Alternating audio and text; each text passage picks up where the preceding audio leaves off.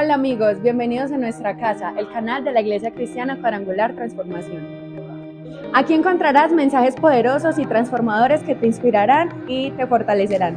Únete a nosotros para crecer en fe, amor y esperanza. Dale me gusta, suscríbete y comparte para que más personas puedan disfrutar de esta maravillosa transformación.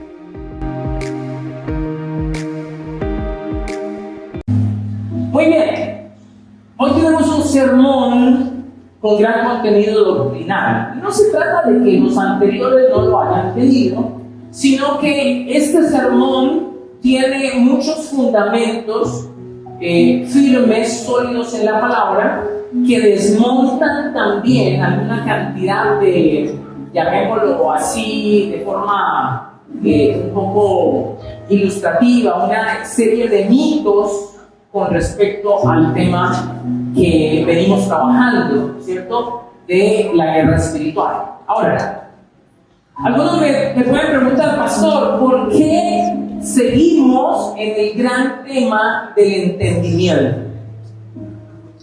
¿Por qué seguir hablando de entendimiento cuando el subtema que estamos tocando es bajo fuego enemigo? ¿Cierto? El tema del entendimiento es absolutamente transversal en todas las escrituras. Necesitamos entender realmente, y solo lo lograremos cuando Dios abra nuestro entendimiento, de acuerdo obviamente a la disposición que haya en nuestras vidas. Necesitamos entender lo que Dios ha descrito en las Sagradas Escrituras a fin de estar apercibidos, de abrir nuestros ojos y de decir, oh, esto es lo otro. Y venimos hablando precisamente, y la idea del día de hoy es cerrar, hacer un cierre de este subtema bajo fuego enemigo, donde estamos hablando precisamente de la guerra espiritual, ¿sí? De la guerra en la que nos encontramos. Ahora, yo quiero que ustedes estén muy atentos, porque aunque muchas de las cosas que vivimos no las percibamos desde la atmósfera espiritual, muchas de las cosas que suceden en nuestra vida son la respuesta propia a esa batalla que nosotros no percibimos y que en muchas ocasiones tiene una afectación en nosotros. Vivimos muchas situaciones como respuesta de una batalla espiritual en donde en muchas ocasiones usted y yo hemos abierto puertas.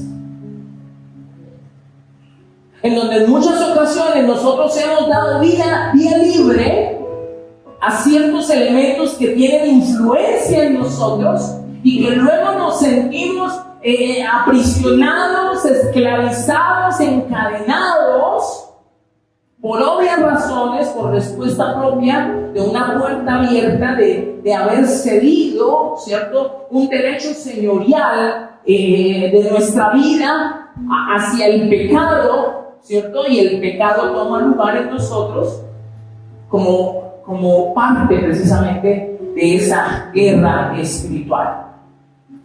Quiero rápidamente y muy rápidamente esbozar lo que venimos hablando. Esta es la parte 3 de lo que estábamos estudiando, y lo primero que quiero que quede claro es que tenemos un enemigo que nos odia. La Biblia habla de que precisamente el ladrón solo vino para hurtar, matar y destruir. Él odia nuestra vida y de esa manera, en esa dirección, él ataca nuestras vidas. Luego vimos que si bien nuestro enemigo puede atacarnos, ¿cierto?, a través del pecado, ese enlace que hace con nuestra carne, también nos puede atacar aunque estemos bien, ¿cierto? ¿Se acuerdan cuál fue la historia que vimos bíblicamente? La historia de Job, ¿cierto? Un hombre que estaba muy bien, que era bueno y que era justo, y aún así Dios autorizó que fuera tocado por el mismo Satanás. Entonces, usted dirá, No, gracias al Señor no tengo esa fragilidad en estos momentos, no tengo mi carne tal vez teniendo esa influencia hacia el pecado, estoy lleno de Dios, estoy espiritualmente fortalecido, entonces el enemigo no me va a atacar. No, porque aún a todo, teniendo todo bien, fue atacado. Con la diferencia, ¿cierto? Que aprendimos precisamente de que por encima de la intención de ataque que tenga el enemigo, Dios tiene el control de absolutamente todo. Él no pierde el control de su vida ni de mi vida, porque para que Satanás pueda tocarnos, primero tiene que pasar por la oficina de Dios. Lo vimos con la historia de Job. Amén. En esa dirección quiero afirmar que la guerra espiritual, la batalla espiritual, es un tema muy serio, en el cual vuelvo e insisto, necesitamos estar apercibidos. ¿Qué significa estar apercibido? Alerta, pendiente, ¿cierto? Pendiente, pero al mismo tiempo tener las herramientas necesarias para poder contrarrestar esta batalla. ¿Amén? Miren lo que dice 2 Corintios, capítulo 10, versículo 3 al 5. Vamos a leer la traducción lenguaje actual. Dice la palabra del Señor: es verdad que vivimos en este mundo, pero no actuamos como todo el mundo. Versículo 4. Ni luchamos con las armas de este mundo. Al contrario, usamos el poder de Dios para destruir las fuerzas del mal, las acusaciones, versículo 5, y el orgullo de quienes quieren impedir que todos conozcan a Dios. Ese es el objetivo, que no conozcamos a Dios, que no nos acerquemos a Dios, que no tengamos conexión a Dios. ¿Y qué dice ahí? ¿Qué sigue diciendo? Con ese poder hacemos que los pecadores cambien su manera de pensar y obedezcan a Cristo. Entonces, aquí el apóstol Pablo nos está hablando específicamente de que vivimos en este mundo, pero no vivimos como si fuéramos de este mundo, pero sabemos que hay una lucha espiritual y que Dios nos ha dado armas poderosas espirituales para poder vencer el mal. Amén. Efesios capítulo 6, versículo 12 dice: porque no tenemos lucha contra carne y sangre y carne, sino contra principados, contra potestades, contra los gobernadores de las tinieblas de este siglo, contra las huestes espirituales de maldad en las regiones celestes. Amén. Aquí el apóstol Pablo nos hace ver que la lucha es fuerte y son muchos los entes espirituales que batallan contra nosotros. Hay un organigrama específico que opera con la misma misión, con el mismo objetivo que tiene quien los lidera, ¿cierto? Satanás: robar, matar y destruir. Amén. Ese es el objetivo y este es el mundo espiritual en el que nos encontramos.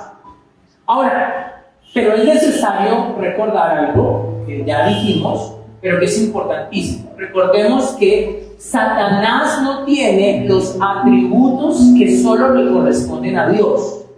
Es decir, que Satanás no es omnipresente, no es omnipotente ni es omnisciente. Esos son atributos absolutos a la persona de Jesús, a la persona de Dios.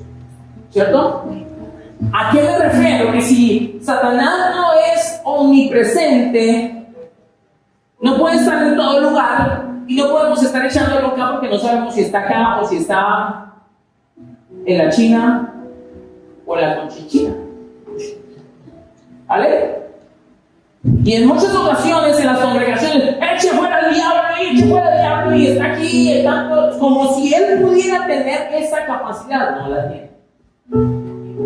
Se genera incluso una especie de temor, porque entonces Satanás va a poder conocer mis pensamientos. No puede conocerlos, porque él no es omnisciente, no lo sabe todo, no conoce lo que nosotros pensamos, pero sí opera lanzando dardos a nuestra mente pensamientos a nuestra mente, y si Él nota que nosotros no rechazamos estos pensamientos, pues obviamente puede saber qué podemos estar pensando si nosotros dejamos que esos datos vengan a nuestros pensamientos.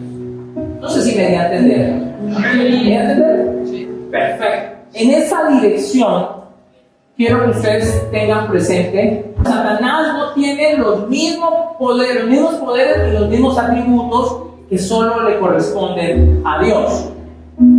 Ahora, miremos este último texto de Efesios, capítulo 6, pero miremoslo desde el versículo 11 al versículo 17, para que entendamos un poquito más todo lo que el apóstol Pablo nos dice en esa dirección.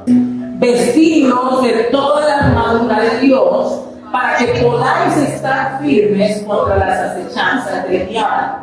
Porque no tenemos lucha contra sangre y carne, sino contra principados, contra potestades, contra los gobernadores de las tinieblas de este siglo, contra huestes espirituales de maldad en las regiones celestes. Versículo 13. Por tanto, tomad toda la armadura de Dios para que podáis resistir en el día malo y habiendo acabado todo, estar firmes. Estad pues firmes, ceñidos vuestros lomos con la verdad, y vestidos con la coraza de la justicia, y calzados los pies con el apresto del evangelio de la paz. Versículo 16. Sobre todo, tomad el escudo de la fe, con que podáis apagar todos los dardos del maligno, y tomar el yelmo de la salvación y la espada del Espíritu, que es la palabra de Dios. Bueno, aquí el apóstol Pablo nos ilustra con uno de los elementos más conocidos y más regularmente, llamémoslo así, mal usados por la iglesia, como lo es la armadura de Dios. La armadura de Dios. Cuando yo hablo de la armadura de Dios, y si alguno de pronto ha estado o ha conocido al Señor años atrás, esto que voy a decir, lo voy a decir por la responsabilidad que asumo como pastor de la congregación, ¿cierto? Y no por ello estoy ni criticando ni señalando lo que otros hicieron en su momento o aún hacen en estos momentos. Sencillamente tengo que tener responsabilidad sobre el texto, sobre el estudio que hago de la palabra, para que podamos ser libres, porque conoceremos la verdad y la verdad nos hará libres. En otro tiempo nosotros decíamos cosas como: vamos a hacer guerra espiritual, ok, y entonces salían unos hermanos o unas hermanas y inmediatamente decían: vamos a ponernos la armadura de Dios. Y se convertía, en una especie de ritual, ¿cierto? De ceremonia. Bueno, hermanos, vamos a ponernos todos el yelmo de la salvación, el casco, el yelmo de la salvación, la coraza de la justicia, el cinturón de la verdad, amarse bien duro ese cinturón, el apresto del evangelio, el calzado, ¿cierto? El escudo de la fe y la espada del Espíritu. Y estábamos listos casi como un programa de Mazinger Z, ¿cierto? Como eso, o tipo, hermano moderno sería, ¿pues? Iron Man, ¿cierto? Como que nos armamos, ¿cierto? Y eso suena muy espiritual, suena muy bonito. La ceremonia como que invita a tener un elemento espiritual dentro de todo ello. Sin embargo, necesitamos pensar, ojo con esto, bajo la óptica del apóstol Pablo en el momento de escribir el texto. ¿Qué es lo que quiere exponer Pablo a través de esta ilustración? Y lo primero que quiero decir en esto es que Pablo no estaba pensando en generar un acto ceremonial. Porque si algo hacía el apóstol Pablo de forma recurrente, era romper, quebrantar con las estructuras religiosas que mantenían de alguna manera, ¿cierto?, una especie de control de los creyentes a través de ciertos requisitos. de ciertos elementos ceremoniales. Recordemos que en el Antiguo Testamento no todos podían ingresar al lugar santo, ni mucho menos al lugar santísimo. Había una especie de ceremonia particular. Recuerden que el mismísimo sumo sacerdote tenía que vestirse de una manera, inclusive hasta sus propios calzoncillos tenían que ser de un lino fino, y en el borde de sus vestiduras tenía unas campanitas y se amarraba un lazo, ¿cierto?, para poder entrar al lugar santo. ¿Por qué razón?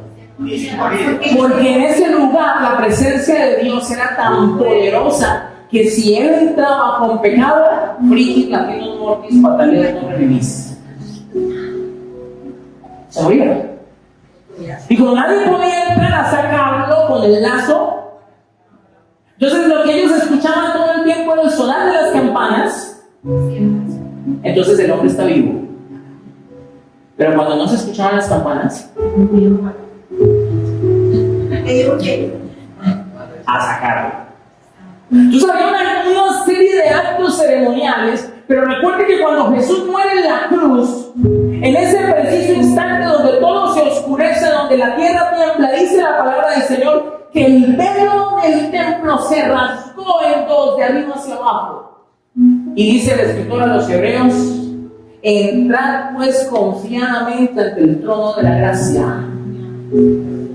Hay un acceso por la gracia del Señor en donde ya no necesitamos ser sumo sacerdote para poder ingresar, porque nuestro gran sumo sacerdote Jesús abrió el camino para todos. Entonces, si Pablo conoce eso, que el mismo Dios está rompiendo, quebrantando algunas estructuras, y solo dejó algunas que hoy vamos a tomar, por lo menos una ceremonia tan particular, porque tiene una dirección específica en términos de apuntar directamente a Jesús, como la ceremonia de la Cena del Señor. Pero todo el resto de cosas, Pablo quiere evitar, ¿cierto?, poner ciertos parámetros. Entonces Pablo no está dibujando en su mente la idea de que nosotros hagamos el ejercicio, ¿cierto? No, él no está tratando que nosotros nos hagamos ese, llamémoslo así entre comillas y con mucho respeto le digo, ese jueguito. No, Pablo quiere ilustrar la realidad de la guerra espiritual, ¿vale? Y lo que tiene a la mano, lo que él alcanza a ver de guerra, es a un soldado romano. Y cuando él mira al soldado romano, él dice: bingo, esta es la oportunidad de generar una ilustración de cómo necesitamos estar preparados espiritualmente hablando para una guerra. ¿Cuáles son los elementos que necesitamos espiritualmente hablando para una guerra? Ahora, yo siempre he dicho esto, ¿no?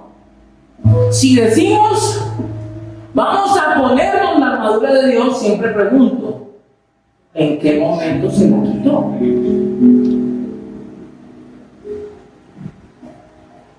El enemigo no está por allá desparchado. Esta gente no quiere hacer guerra espiritual.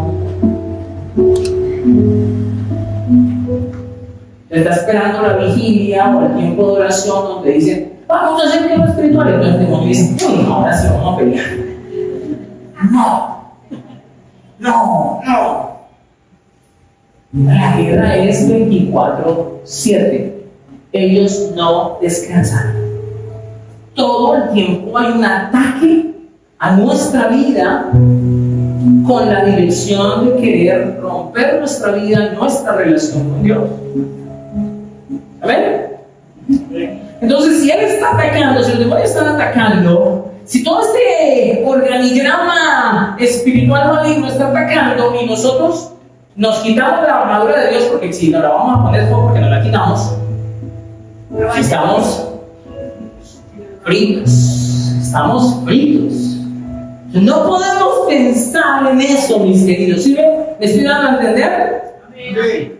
Entonces Pablo tiene en mente ilustrarnos sobre verdades espirituales, ojo, y ninguna verdad espiritual plasmada en las Sagradas Escrituras deja de apuntar a Jesús. Todas apuntan a Jesús. Toda verdad espiritual, todo principio espiritual, toda ceremonia del Antiguo Testamento, todas las figuras, los símbolos, las formas, las profecías, apuntan solo a una persona, a Jesús. Y en este caso, en esta ilustración, es exactamente igual. Exactamente igual. Por ejemplo, dice, ceñidos con la verdad es Cristo. Coraza de la justicia, nuestra justicia es por la fe en Cristo. El apresto del Evangelio es Cristo, Cristo es el Evangelio. El escudo de la fe, Cristo es nuestra fe. El yelmo de la salvación, Cristo es nuestra salvación. La espada del Espíritu, Cristo es la palabra hecha carne, la palabra viva. Entonces Pablo está hablando de que todos estos elementos están inmersos en la persona de Jesús. Lo que él quiere, en términos generales, de la guerra espiritual que nosotros tenemos, es que cada día nos tenemos más y más y más de Cristo a fin de estar preparados en el momento de la batalla. Porque Cristo llena cada uno de esos espacios, de cada uno de esos elementos. Si Jesús no llenara esos elementos, entonces uno le diría a Jesús, tú estás muy bien, lo llenas casi todo, pero yo tengo que hacer el ejercicio de...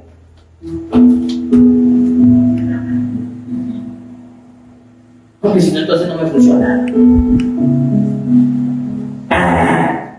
Equivocado, no fue así. Ahora, no quería decir a Jesús le falta algo que nosotros tenemos que hacer. Jesús lo llena todo y todo.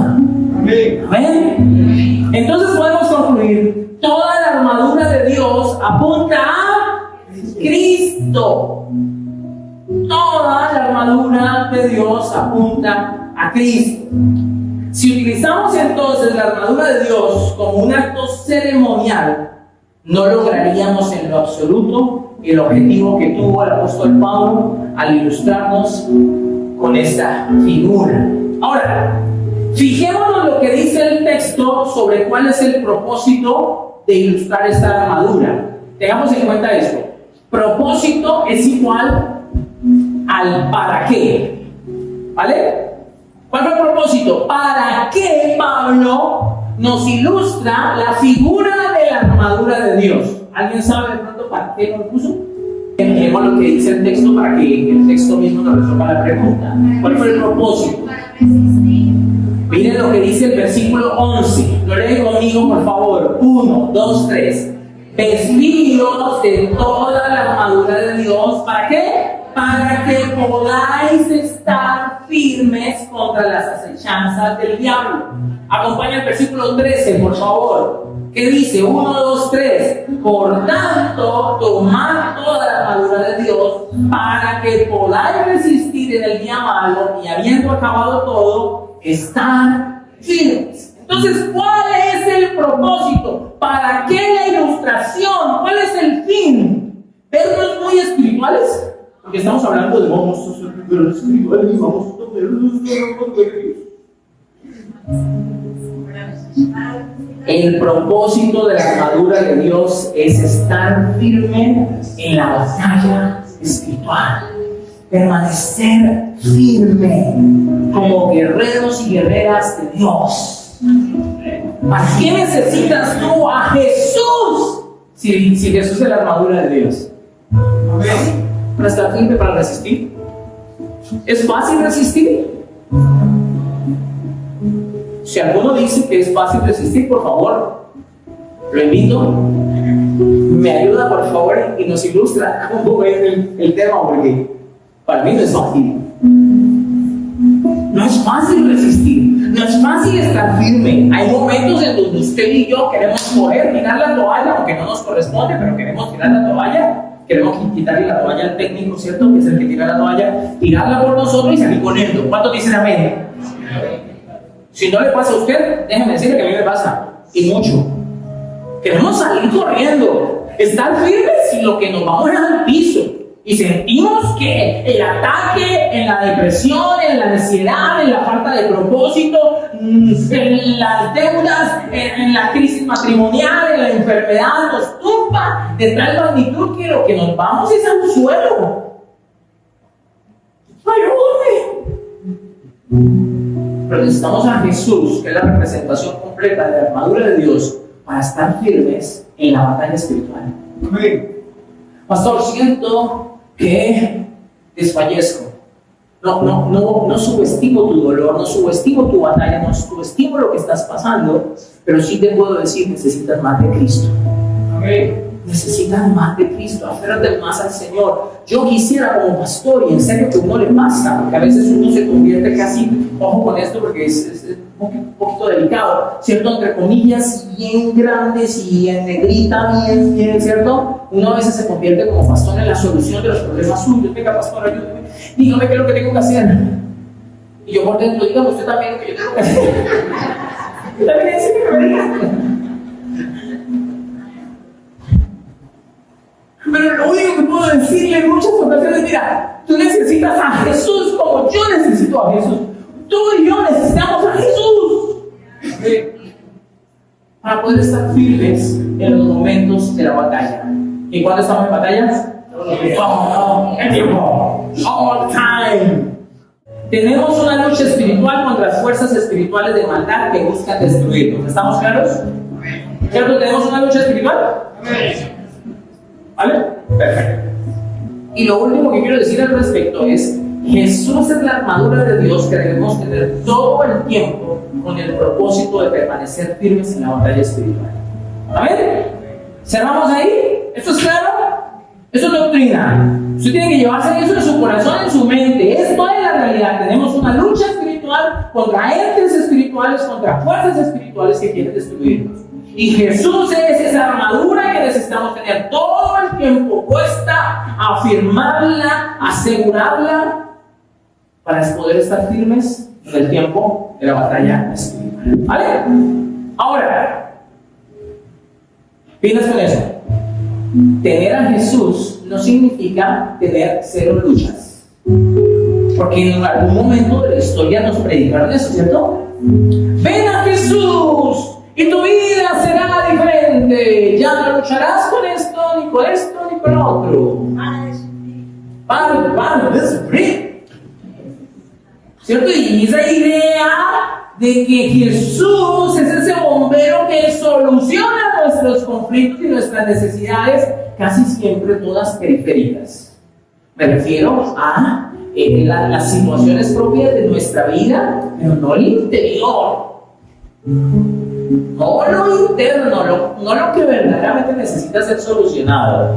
Porque el problema está adentro. Aló.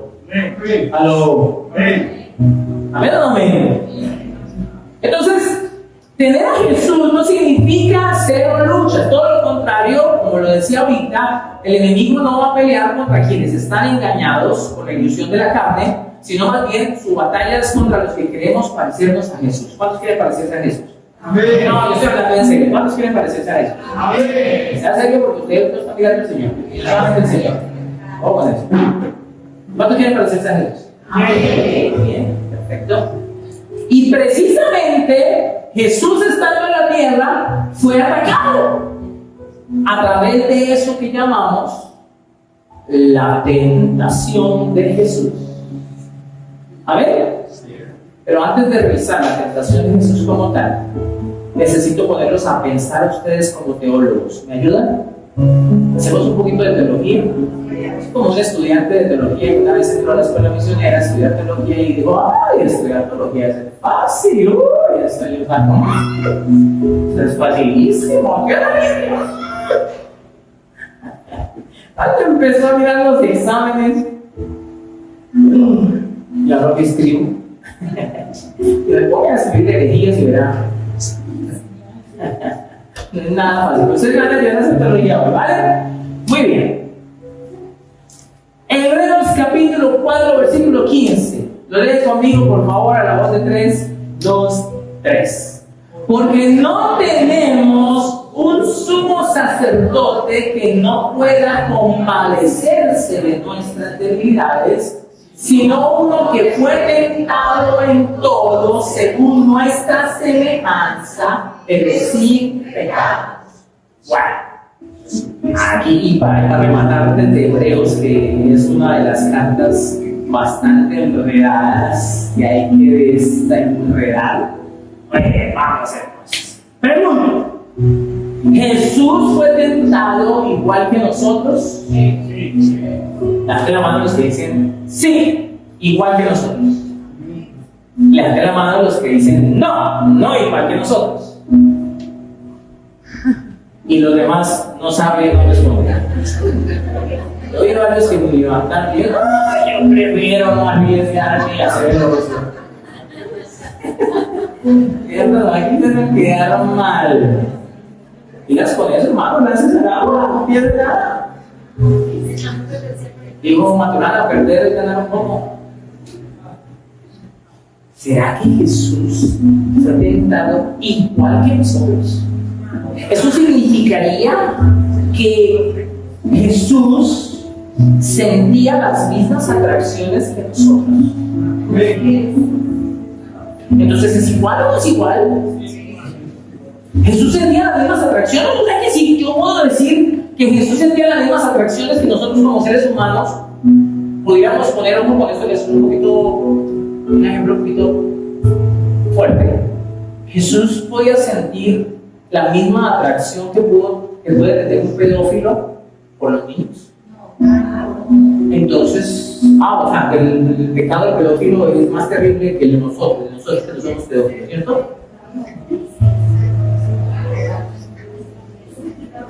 Ay, la teología, eso no es tan fácil.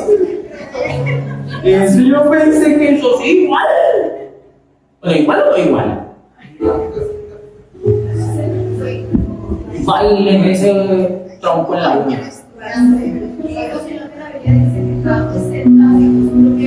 ¿Sí? O sea que Jesús tenía una propia licencia. No, pero.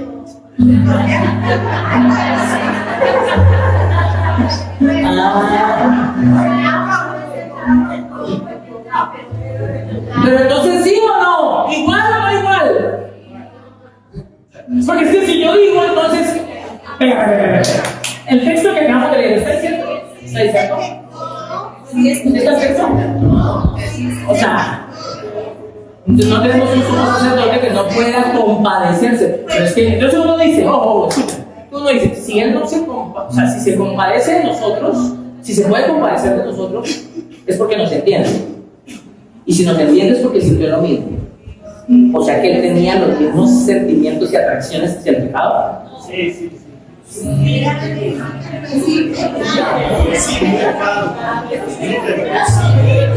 Pero entonces no es igual a nosotros.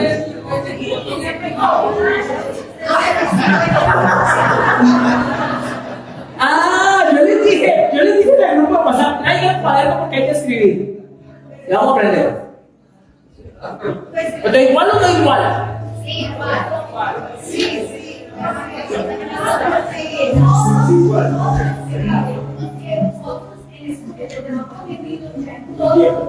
Pero en la cruz, no antes. Por eso, pero no en la cruz fue donde él asumió, ¿cierto?, el pago por nuestros pecados. No cometió pecado, pero se hizo pecado. Tomó y asumió la responsabilidad, ¿vale? Pero no había pecado, porque inclusive en el texto dice sin pecado. Bueno, ojo con eso, vamos. Esto está muy bueno. Porque, ojo, esto es teología que hace parte de una materia específica que se llama cristología, que habla precisamente acerca de la naturaleza de Jesús. ¿Cuál es su naturaleza? ¿Será igual o no igual a nosotros? Y aquí aparece una palabra clave. Ojo, porque esta es la palabra que va de alguna manera a ilustrarnos un poquito más, tener mucho más entendimiento. La palabra clave es semejanza. Ojo. Dice uno que fue tentado en todo según nuestra semejanza. ¿Vale? La palabra semejante difiere de la palabra igual. No es lo mismo. Algo semejante no es igual. Es algo parecido. Es algo parecido.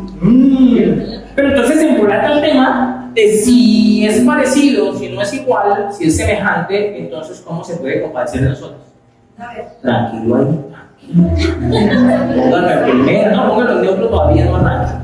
Vamos a ver. ¿Qué es igual? Ojo, le voy a hacer una definición. Igual es, ojo, es un adjetivo que se utiliza para describir dos o más cosas que son idénticas en cantidad, calidad, tamaño, forma o características esenciales. Algo igual son dos o más cosas que son idénticas en cantidad, en tamaño, en características esenciales, son idénticos. ¿Vale? ¿Listo? Algo semejante. ¿Qué es semejante? Es un adjetivo que se utiliza para describir dos o más cosas que comparten ciertas características o cualidades, pero que no son idénticas en todos los aspectos. Entonces Jesús, semejante a nosotros, mas no igual a nosotros. Entonces uno queda en ese pedacito, vuelvo a insistir, aburrido, porque uno dice, bueno, y entonces ¿cómo se puede compadecer de nosotros si precisamente no es igual a nosotros? Entonces no sabe lo que yo siento cuando me dan unas ganas de pecar. Uy, es que tengo unas ganas de pecar. Entonces, ¿por qué si Jesús no tenía las mismas ganas de pecar que yo tengo de pecar, ¿cómo se puede compadecer de mí? La teología es muy fácil, ¿no? Ojo, igual es idéntico, semejante es algo similar. Entonces, pregunto, ¿en qué aspectos Jesús fue semejante a nosotros y en qué aspectos no? ¿Qué? ¿Te dio hambre? Lloraba necesidades básicas. Se enojó. Se angustió. Ok, ojo. Bueno, yo escribí para que no vaya. Jesús fue semejante a nosotros en la humanidad, pero no en su naturaleza pecaminosa. Porque él fue engendrado del Espíritu Santo. Él no venía de la misma naturaleza humana de de la concepción de un hombre y una mujer, ¿cierto? De una relación sexual. Jesús viene del Espíritu Santo, se engendra en el vientre de una mujer, pero no tiene la misma naturaleza pecaminosa. Lo que tú y yo tenemos, escuchen, lo que tú y yo tenemos es una naturaleza pecaminosa, una naturaleza caída, más el hecho de ser humanos. O sea, somos humanos, pero tenemos también nuestra naturaleza pecaminosa. Esa fue la que Pablo dijo en Romanos capítulo 7, que cuando quiero hacer lo bueno, no lo hago, y cuando no quiero, pues, quiero hacer lo bueno y no lo hago, y lo que no quiero hacer, termino haciendo. ¿Cierto?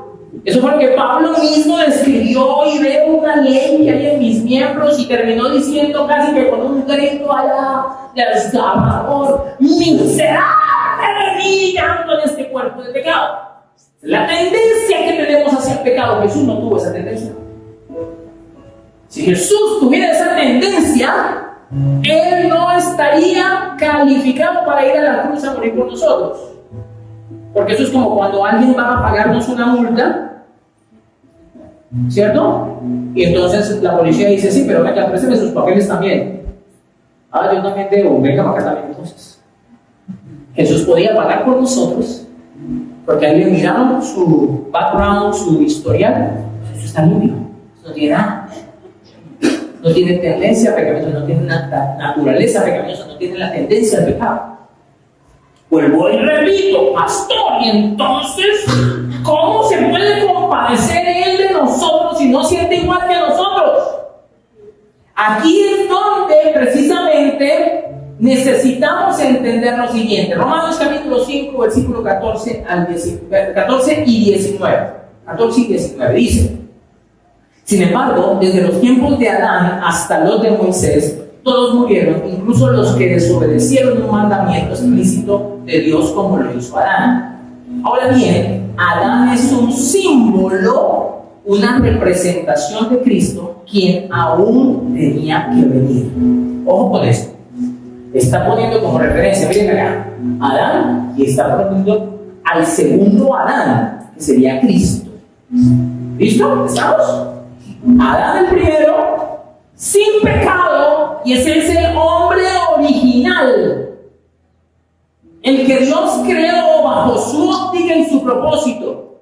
Después del pecado es el hombre caído. Dios no quiere que nosotros tengamos esa tendencia pecaminosa. No fue el plan original. ¿Listo? Entonces, pongámoslo de esta manera. Esto es revelador muchísimo. A mí me partió la primera vez que yo lo entendí. Está acá Adán en este nivel, ¿cierto? Está acá Jesús en este nivel. ¿Vale? Adán perdió su nivel. Bajó, descendió. Bajó un escalón por su naturaleza pecaminosa. ¿Vale? Adán se convirtió ahora no solo en un ser humano, sino en una persona que tiene tendencia a pecar, y por eso todos hemos sido juzgados por esa misma tendencia. ¿Estamos?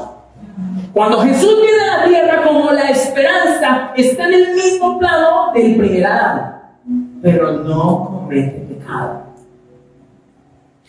¿Cómo Él se compadece de nosotros? Nosotros estamos acá en este mismo nivel de Adán el caído, invitándonos a través de la gracia a un nuevo nacimiento, a una nueva vida espiritual, para que ahora estemos al nivel de hijos de Dios. De modo que como hijos de Dios enfrentemos la tentación, venga de donde venga. Ya no como caídos, porque hemos tenido la mentalidad de que caemos y caemos y caemos y caemos y terminamos diciendo: es que yo soy mal. No, mi querido, mi querida, usted es un pecador. Es que soy ateo. Es que lo otro, tienen que entenderme. ¿Aló? Por eso la invitación de Jesús no es que nos quedemos acá, es a través del nuevo nacimiento subir el escalón que habíamos perdido y por el Espíritu hacer morir las obras de la carne, a fin de que empecemos a mirar en el momento en que seamos tentados, que se le ataque el enemigo: ¿quién soy yo? Soy un hijo de Dios. Lo decía el miércoles. Solo una identidad clara y un propósito definido nos aleja del pecado. Cuando yo sé que soy un hijo de Dios, yo sé que no me sirve. Y no es algo que te tengan que obligar. O sea, es que dejen de hacer esto, eso es pecado, cochino, fuchilifón. No es algo que usted está obligado. La iglesia te obliga a hacer, a dejar esto, a dejar lo otro. No, es cuando tú estás solo y dices: yo no nací para esto. Yo no nací para esto. Si tú sigues cayendo en el pecado, lo que no sabes es que eres un hijo de Dios. Lo que se te ha olvidado es que eres una nueva criatura. Las cosas viejas pasaron, aquí todas son hechas. Hay una nueva naturaleza de Dios en ti y en mí. Y no sucede lo que dice precisamente Pedro cuando habla acerca. Y se cumplen los famosísimos proverbios, como el perro vuelve a su vómito y la puerca lavada al cielo. Entonces podemos coger el perrito, la perrita, la llevamos a un spa. ¿Y cómo quedan? Perfumados. Si es perrita, le ponen aceitita, los moñitos, ¿no? O el huele supremamente rico. Pero si tiene algo mal en el estómago, Y por más bonita que sea, entonces, ¿qué hace uno? Porque nosotros nos parece que para ella no es cochino. Para ella inclusive es la forma de ser limpia. O limpia. Porque está limpiando su cariño. ¿Sí o no?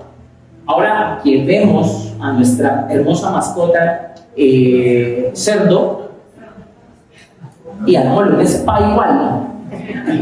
Una cerdita, pongámosle, ¿cierto? Peppa Pig. Y le ponemos los moñitos de Peppa Pig y toda la cosa, ¿cierto? Pero la cerdita recién lavada, apenas ve un charco, la sal, se va para allá porque es su naturaleza. Es lo que es. Ella no empieza a pensar, ¿será? Limpia esto. Y ensuciarla. No, Dios mío, estoy siendo tentada. No. Su naturaleza le invita a eso porque esa es su naturaleza. Si nosotros somos naturaleza pecaminosa, yo creo que hoy Dios nos hace un llamado a la libertad. Si tú sigues viviendo, es que yo soy humano, es que yo siento, es que yo no sé qué, entonces no tienes la verdad de Cristo todavía en tu mente. No te has visto en el espejo en donde Él genera en nosotros una regeneración, una nueva genética espiritual, en donde tú tienes que convencerte que no naciste para pecar. Amén. Te miras al espejo, por favor, cuando tengas esos deseos, te das 3 cachetadas bien dadas. ¡Pa, pa, pa! Yo no sé si usted lo ha hecho, yo lo he hecho. Duele bastante, pero no es como tímido en eso, ¿no? Si no tiras a pegarle a otro, no. Pero ojalá se dé duro, por favor.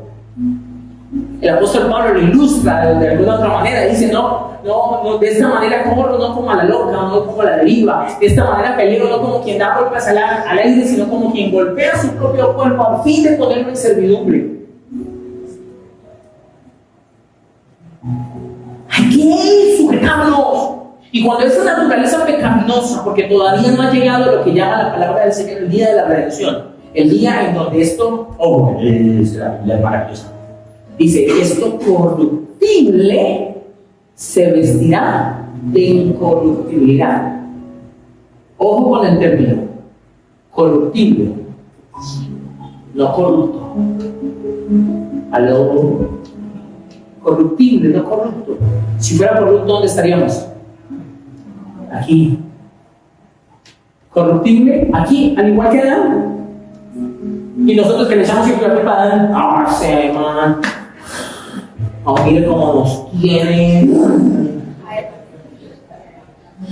Pero el tipo ni tenía conocimiento de lo que significaban las consecuencias de su pecado. Ahora no le estoy enseñando de su necesidad de arrepentimiento, porque eso lo hablamos hace unos miércoles. Pero nosotros somos más terribles porque sabiendo lo que significa, el enemigo nos ataca y nosotros, no me había dado cuenta. Caí como si cayera. ¡Ay, no, mi querido! No. Ahí es donde la invitación de Jesús, escúchame bien, a través del arrepentimiento, subimos un escalón. Ya no soy el mismo de antes, no soy la misma persona. Y ora al Señor que tú recibas esa palabra en lo profundo de tu corazón. Cuando te mires al espejo, te mires como un hijo de Dios, como una hija de Dios. Tengo identidad y tengo propósito. Yo sé para quién vivo y por qué vivo. Cuando yo miro eso y empiezo a mirar mi vida pasada, te digo diciendo, ¿y qué fui yo? Bueno, no fui yo. No, eso no me llevó a nada bueno. Me faltó inteligencia, fui como bruto yo. Ahora que me veo en otra posición, digo, lo que no me sirve, que no estorbe. Aló, sigo la revelación del Señor. Así dice el Señor, lo que no sirve, que no estorbe. Amén, ¿estamos aprendiendo o no? Versículo 19, nos faltó, ¿cierto? Lo leemos conmigo, por favor, 1, 2, 3. Por uno solo que desobedeció a Dios, Adán el primero, muchos pasaron a ser pecadores. Pero por uno solo que obedeció a Dios, ¿quién? Jesús, muchos serán declarados justos. ¿Yo no soy usted? Pero yo no soy culpable. Yo soy justo. Ah, el pastor no diga eso. Sí. Pero soy justo no por mi propia justicia, porque por mi propia justicia abajo voy. Pero sí soy justo porque el justo murió por mí y me regaló su justicia. Justificados pues por la fe, tenemos paz para con Dios por medio de nuestro Señor Jesucristo. Jesús es el segundo Adán y nos dio ejemplo acerca de guardar su posición de hijo de Dios. Entonces ahora Jesús está aquí arriba y enfrentó la tentación en el mismo nivel de Adán. Ahora Él nos invita por su justicia y por su sacrificio a que subamos y enfrentemos la tentación de la misma manera. Por eso Él es un sumo sacerdote que puede compadecerse de nosotros. Porque Él sabe que nosotros podemos vencer la tentación. ¿Aló? Jesús nos mostró un nivel por encima del nivel de la naturaleza caída, el nivel de un hijo de Dios con una identidad definida y con un propósito claro. El nuevo nacimiento nos da esa identidad y ese propósito. Por ende, Jesús puede compadecerse de nosotros porque nos dio ejemplo de cómo vencer la tentación desde la identidad de un hijo de Dios. Miremos rápidamente la tentación. Mateo capítulo 4, versículo 1 al 11. Dice: entonces Jesús fue llevado por el Espíritu al desierto para ser tentado por el diablo. Y después de haber ayunado 40 días y 40 noches, tuvo hambre. Bueno, no sería extraño, ¿no? Y vino a él, ¿quién vino? El tentador, y le dijo: si eres hijo de Dios, di que estas piedras se conviertan en pan. Versículo 4, lo leen ustedes, 1, 2, 3. El rey respondió y dijo: Espíritu Santo, no solo de pan y de amor. Versículo 5. Entonces el diablo le llevó a la santa ciudad y le puso sobre el pináculo del templo y le dijo: si eres hijo de Dios, échate abajo, porque escrito está: a sus ángeles mandará acerca de ti, en sus manos te sostendrán para que no tropieces con tu pie en piedra. Jesús le dijo: escrito está también: no tentarás al Señor tu Dios. Otra vez le llevó el diablo a un monte muy alto y le mostró todos los reinos del mundo y la gloria de ellos. Y le dijo: todo esto te daré si postrado me adorares. Entonces Jesús le dijo: vete, Satanás, porque escrito está: al Señor tu Dios adorarás y a Él solo servirás. El diablo entonces le dejó, y aquí que vinieron ángeles y le servían. ¡Wow! Tremendo. Ya estamos entendiendo desde qué óptica Jesús empezó a batallar contra Satanás. Entendiendo primero que todo que Jesús recibe el ataque del enemigo como ser humano, no como Dios. ¿Vale? Como ser humano. Entonces, en su humanidad, eso quiere decir que si usted es ser humano y ha creído en el Evangelio y ha subido por el nuevo nacimiento, usted está en el mismo punto en donde Jesús venció como ser humano a Satanás. Amén. ¿Vamos, Carlos? Amén. Ahí estamos. ¿No? Primero, rápido. Llevado por el Espíritu al desierto para ser tentado. Oiga esto. Y uno esperando que el Espíritu Santo lo aleje a uno de la tentación. El Espíritu Santo, por favor, líbrame de esto, sácame de esto. No me permitas pasar por este lugar, Dios mío, bendito. Quítame esa persona de encima, Señor, por favor, que no me escriba, que no me llame, que no me... Señor, Espíritu Santo, líbrame de esta tentación. Y aquí el Espíritu Santo lo llevó para ser tentado. Vamos a ver.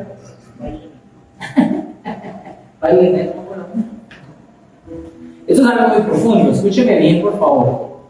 Siempre nos imaginamos, como lo decía, que el Espíritu Santo nos está librando de la lucha espiritual. Sin embargo, en la historia de la tentación nos damos cuenta de que es el mismísimo Espíritu Santo el que lleva a Jesús a enfrentar al enemigo. Eso nos dice muchas cosas. Lee conmigo el siguiente enunciado: 1, 2, 3. Necesitamos enfrentar la tentación, pero es mejor si lo hacemos acompañados del Espíritu Santo. Eso no, perdón, el Espíritu Santo no nos va a evitar la tentación, nos quiere acompañar en medio del momento en el que estamos tentados. La mayoría de veces cedemos a la tentación porque no la enfrentamos con el Espíritu Santo.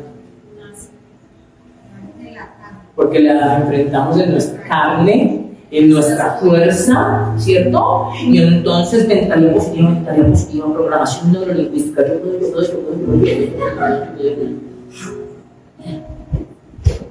Perdóname la expresión un poquito burda y grosera. Basura. No sirve. La inyección, ¿cierto? No me duele.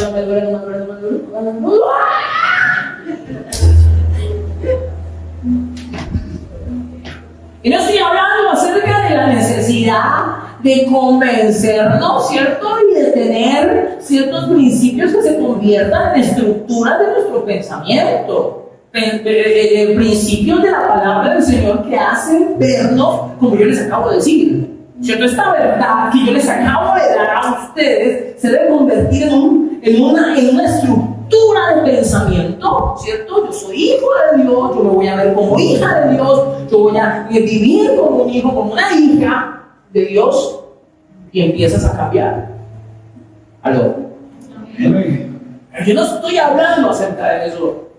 Estoy hablando de la necesidad de que sea el Espíritu Santo que te acompañe en cada momento de la vida y en especial en los momentos en donde la tentación te quiera provocar a ti a tomar una decisión equivocada. Aló. Necesitamos al Espíritu Santo. La compañía del Espíritu es necesaria en todo momento. En todo momento, en todo lugar. Espíritu Santo. ¿Por qué? Porque el Espíritu Santo nos hace ver las cosas como Dios las ve. Y entonces cuando Él nos hace ver, lo primero que nos hace ver es la consecuencia de hey, tú haces eso y tú sabes a dónde va a caminar.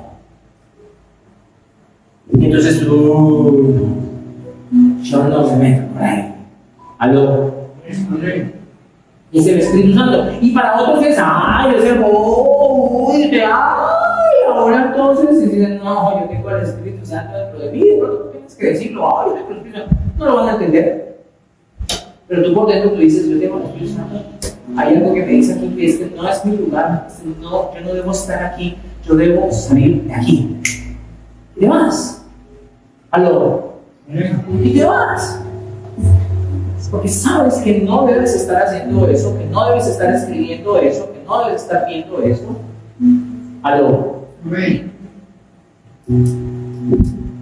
Y recordemos algo que sucedió precisamente antes de ser tentado. ¿Qué fue lo que pasó antes de la tentación? El bautismo de Jesús, ¿se acuerdan? Y dice que en el tiempo del bautismo de Jesús, ¿qué sucedió? Descendió el Espíritu Santo como paloma y se escuchó una voz del cielo que decía: este es Hijo amado. Ojo con esto. 2, rápidamente. Pasemos al 2 rápidamente. Hay mucho que decir todavía. Segundo punto de la tentación: si eres hijo de Dios. ¿No le acaban de decir? Este es mi hijo amado. ¿Quién lo dijo?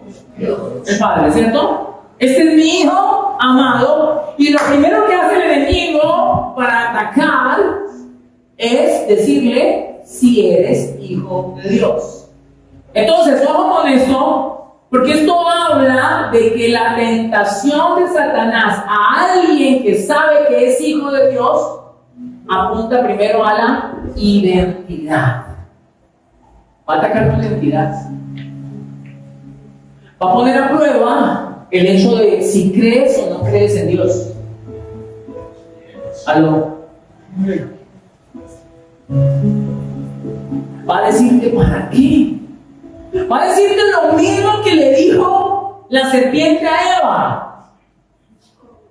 Usted no va a ser así, usted no va a morir, No, usted va a crecer, va a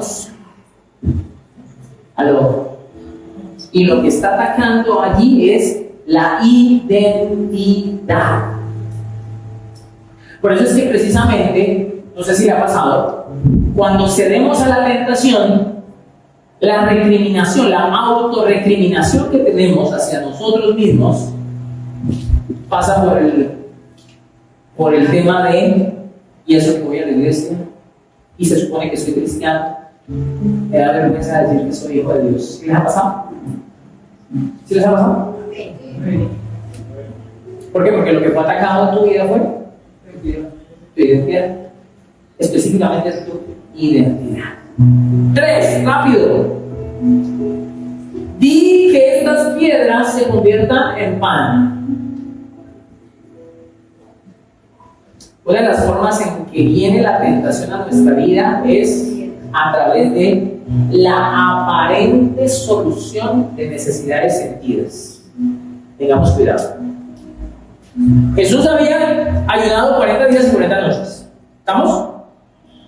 ¿A ver? Y dice la Biblia que tenía hambre. Lógico, o sea, nada extraordinario tener hambre después de 40 días sin comer. ¿Estamos? Pero la oferta de Satanás, del enemigo, sus demonios a través de la tentación hacia nuestras vidas, es tratar de satisfacer una necesidad sentida. Entonces pongámoslo en términos prácticos. Un negocio socio, cuando usted está mal económicamente, un negocio torcido,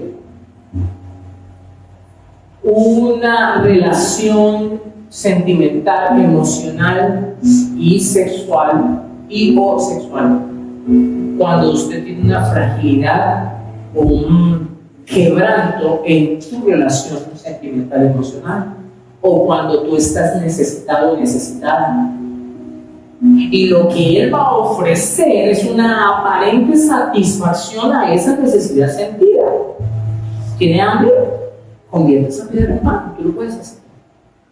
Mándate un roscón así, un pan de queso bien blanco.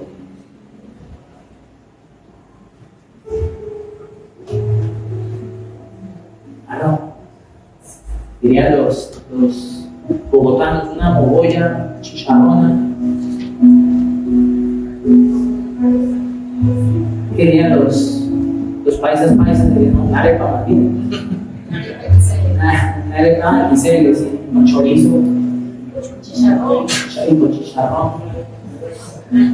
Pastor está hablando de comida hasta ahora.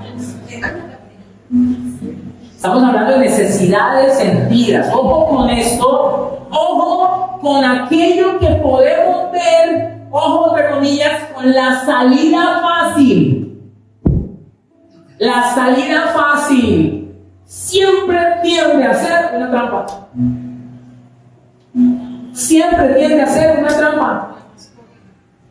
Lo decía hace poco en una enseñanza. ¿Qué cosa con uno? Uno le pide a Dios siempre la salida fácil. Estoy en el examen. Dios mío, Señor, que me pregunten solo lo que estudié. ¿Sí? Conchudo. Algún trabajo, un informe que uno no haya hecho. Dios mío, por favor, que el jefe se enferme. Unos crueles, ¿no? Hasta le venga una enfermedad o que no venga hoy, Dios mío, que no venga mi jefe hoy. O sea, como si la oración, la respuesta de Dios a la oración tuviera que ver con librarlo a usted de una responsabilidad. Como chulos somos. Ya conmigo, yo pecador. Rápido, ya hablamos del tercero. ¿Cuánto? Escrito está. Son ciertos elementos que estoy sacando rápidamente de la tentación de Jesús. El primero, ¿cuál fue? Que fue el Espíritu Santo que lo llevó al desierto. Segundo, si eres hijo de Dios. Tercero, y que estas piedras se conviertan en pan. Satisfacer una necesidad ya sentida. Cuarto, escrito está. Jesús, siendo Dios, se enfrenta a Satanás y a la tentación como ser humano, y el arma que usa para defenderse es la palabra de Dios. La palabra de Dios es el arma para pelear contra la tentación. ¿Cuántos quieren pelear contra la tentación? ¿Cuántos quieren vencer contra la tentación? Y hay que usar la palabra. Oh, ¿en serio, pastor? Sí. Es que no sé nada de la palabra. Pues comienza a aprender a mí. ¿Necesita aprender? ¿Aló? Porque fue la manera que Jesús lo hizo. Jesús no dijo de malas, yo soy el Hijo de Dios. No. Jesús dijo inmediatamente que escrito está. No solo el pan comerá al hombre, sino de toda palabra que sale de la boca de Dios. Escrito está. Escrito está. En las 3 ocasiones Jesús dijo, escrito está, escrito está. ¿En dónde se ancló Jesús? En la palabra de Dios. La palabra de Dios se convierte en nuestra defensa y en nuestro ataque. Miren lo que dice la palabra de Dios, Isaías 54:17. Ninguna arma forjada contra ti prosperará. ¿Cuántos dicen amén? Y condenarás toda lengua que se levante contra ti en juicio. Esta es la herencia de los siervos de Jehová y su salvación de mi vendrá, dijo Jehová. Nada de lo que te lancen, que te ataquen, es que le hicieron un rezo y una hechicería y una brujería y una lanzada y una bola de pelos y un muñeco vudú y no sé qué, y se cuántas. Ninguna arma forjada contra mí prosperará. No va a prosperar. No va a prosperar porque esta es la herencia de los siervos del Señor. Amén, amén. Y su salvación vendrá de Jehová. Amén. Deuteronomio 28:7. Miren qué tremendo. Jehová derrotará a tus enemigos que se levantaren contra ti. Por un camino saldrán contra ti y por 7 caminos mirarán delante de ti. Amén. Vendrán a hacerte daño, querrán hacerte daño, tirarán lo que tiren, lo que sea, pero tendrán que salir despavoridos, huyendo, corriendo, a otro lado. ¿Aló? Amén. Eso me dice la palabra del Señor a mí. Y para mí la palabra de Dios es viva y poderosa y eficaz. Porque de esa misma manera fue que Jesús venció a Satanás y a la tentación. Con la palabra. Escrito está. Escrito está. Ay, pastor, es que me están diciendo que le están echando a usted una cantidad de cosas. Pues escrito está, más poderoso el que está conmigo que el que está en el mundo. Amén. Amén. Amén. Segunda de Corintios capítulo 10, versículo 3 al 5 dice: pues aunque andamos en la carne, no militamos según la carne, porque las armas de nuestra milicia no son carnales, sino que poderosas en Dios para la destrucción de fortalezas, derribando argumentos y toda altivez que se levanta contra el conocimiento de Dios y llevando cautivo todo pensamiento a la obediencia a Dios. Cuando no conocemos la palabra, estamos presos de las mentiras, porque incluso, escúchame, voy a ir cerrando, el segundo y tercer ataque del enemigo, el enemigo también citó la palabra. Porque él también la sabe. Entonces, si usted no la sabe, ahí sí la sabe. Ahí sí, pilas. Porque él también sabe la Biblia, solo que él la tergiversa. La tergiversa. Ojo con esto. Aquí podemos ver que la palabra de Dios también puede ser mal usada por el enemigo. Es más, las herejías, ¿de dónde salen? De la Biblia. Las sectas, muchas sectas, ¿de dónde salen? De la Biblia. Una mala interpretación de la Biblia hace muchísimo daño. Muchísimo daño. Miren lo que el apóstol Pedro dice, ojo, haciendo referencia de Pablo y de sus escritos. Segunda de Pedro capítulo 3, versículo 15 al 16. Mire, dice: y tener entendido, que el entendimiento siempre está venido por todos lados, ¿no? Y tener entendido que la paciencia de nuestro Señor es para salvación, como también nuestro amado hermano Pablo, según la sabiduría que le ha sido dada, os ha escrito. Versículo 16.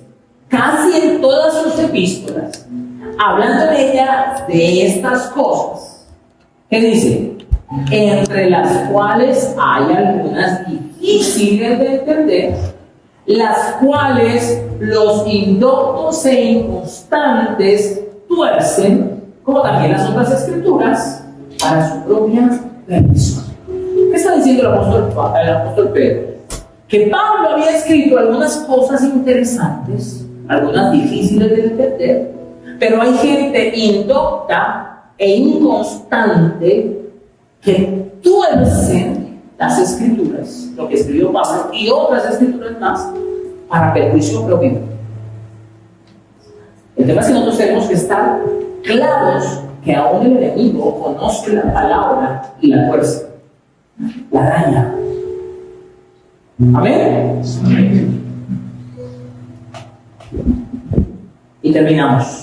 Quinto, al Señor tu Dios adorarás y a Él solo servirás. Otro punto importante que se pone en juego es la adoración, la cual está implícita en nosotros como seres humanos. El tema no es si adoramos o no, el tema es a quién adoramos. Pastor, ¿qué es adoración? Bueno, adoración proviene de la palabra proskuneo, palabra griega proskuneo, que significa inclinar la voluntad. Cuando en tiempos pasados, en este tiempo no, llega Pedro como presidente y hasta lo chiflan, ¿cierto? No sé si chiflan, no sé si chiflan, pero la falta de respeto a la autoridad del día de hoy es terrible. Pero en tiempos pasados, ¿cierto? Cuando venía un rey, lo que hacían todos, inclinaban, ¿cierto? Y eso era proskuneo, adoración. Pero no solamente era un acto físico, sino era un acto de voluntad. Me refiero a ellos estaban literalmente al servicio de su rey.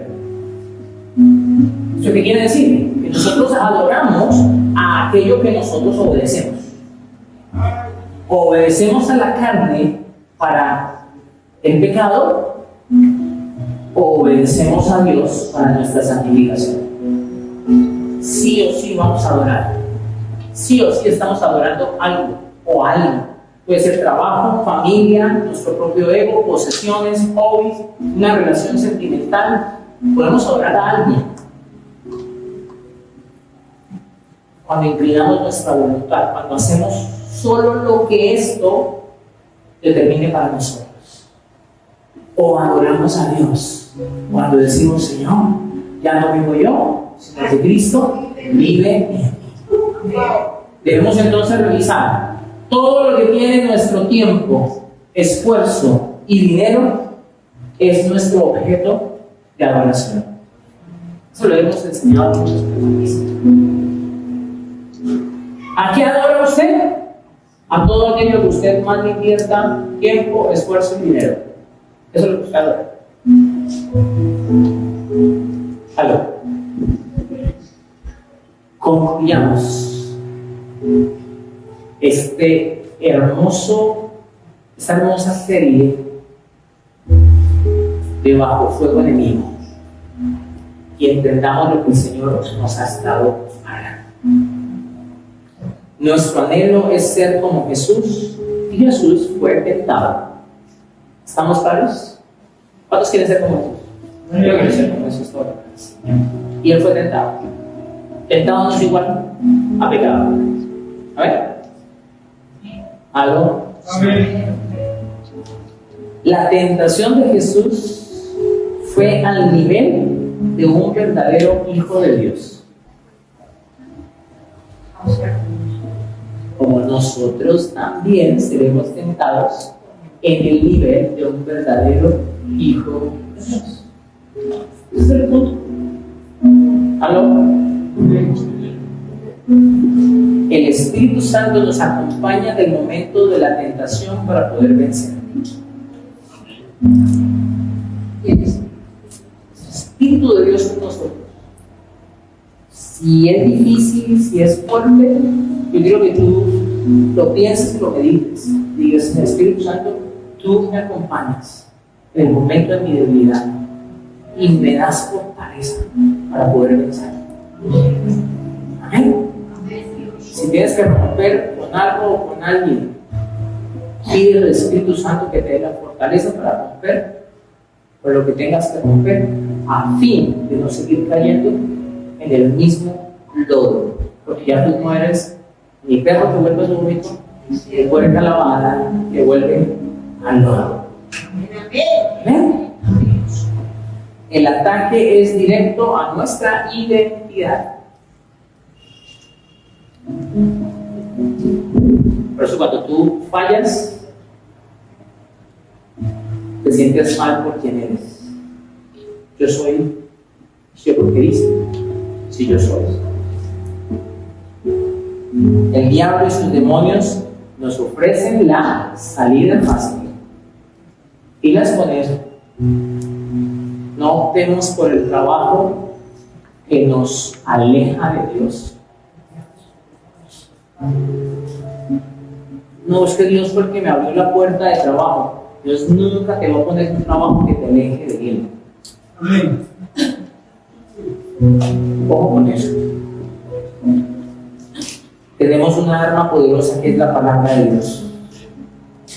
Y debemos definir que Dios es nuestro único objeto de adoración.